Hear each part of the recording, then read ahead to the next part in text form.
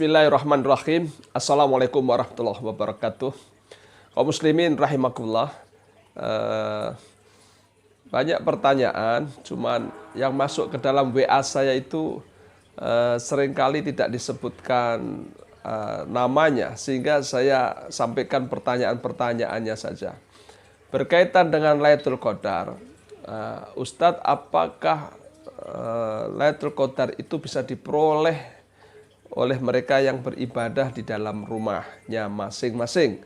Dan yang kedua adalah Lailatul Qadar itu turunnya Al-Quran, bertepatan dengan turunnya Al-Quran.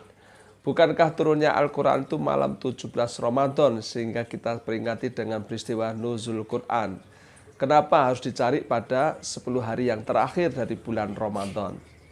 Baik, kaum muslimin rahimakumullah.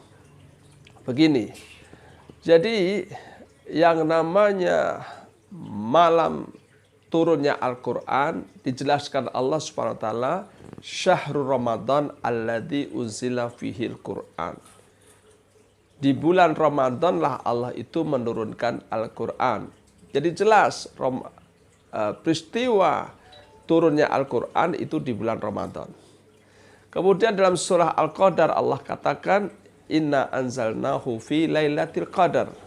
Sungguh aku telah menurunkan Al-Quran itu pada malam kemuliaan. Sehingga Al-Quran turunnya di bulan Ramadan, dan malam Lailatul Qadar kemuliaan itu adalah malam ketika diturunkannya Al-Quran. Sehingga malam Lailatul Qadar itu ada di dalam bulan Ramadan. Nah, kemudian pertanyaannya adalah malam 17 atau 10 malam yang terakhir dari bulan Ramadan. Baik, ini yang perlu kita sampaikan. Ada yang mengatakan wallahu alam bisawab, pokoknya kamu cari di dalam bulan Ramadan dari malam pertama sampai malam terakhir. Insya Allah setiap malam itu adalah ada di dalam sanalah malam Lailatul Qadar. Nah, kemudian yang kedua, keterangannya begini, Al-Quran itu turun 2 tahap. Tahap yang pertama adalah dari Lauh Mahfud ke langit bumi. Itu Allah turunkan langsung 30 juz, 114 surah. Nah, malam Lailatul Qadar adalah malam diturunkannya Al-Quran. Itu adalah diturunkannya Al-Quran dari Lauh Mahfud ke langit bumi. Kapan waktunya? Wallahu a'lam bishawab. Itulah yang kisi-kisinya diberikan kepada kita oleh Rasulullah SAW di 10 hari yang terakhir. Dan silahkan dicari di malam-malam ganjil.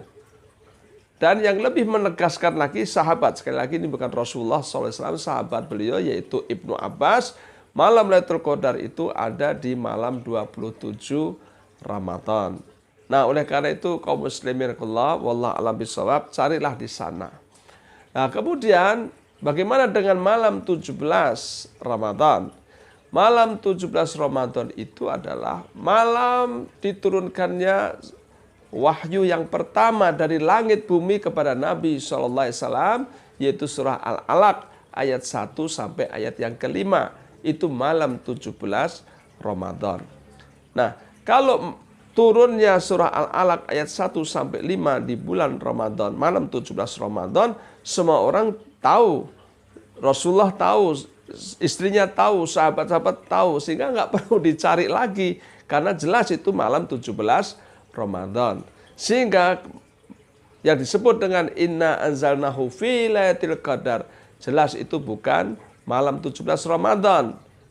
Ya, karena itulah kita disuruh mencari di 10 hari yang terakhir. Berarti itu adalah saat turunnya Al-Quran dari Lauh Mahfud ke langit bumi. Begitu kaum muslimin. Nah, oleh karena itu kalau kita ingin mencari, carilah setiap hari. Dan bagaimana cara mencarinya? Imam Syafi'i mengatakan minimal, ya ini kaum minimalis, kau sholat isya berjamaah dan sholat subuh berjamaah. Insya Allah kamu dapatkan itu Lailatul Qadar.